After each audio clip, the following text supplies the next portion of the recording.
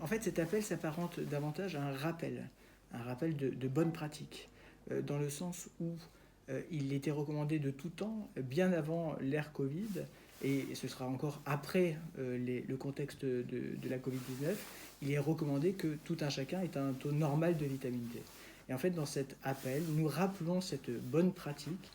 qui est de tout faire pour que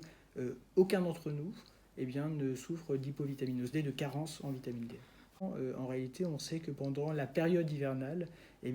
avec la diminution de l'ensoleillement, puisqu'en fait on synthétise la vitamine D dans la peau sous l'effet du soleil, 80% des apports de vitamine D sont liés à cette production cutanée. Et bien pendant la période hivernale, du fait de la diminution de l'ensoleillement, au moins la moitié de la population française manque de vitamine D. D'un côté, il y a des produits qui sont assez peu, d'une façon générale, dosés en vitamine D, qui sont les compléments alimentaires, et finalement opter pour un complément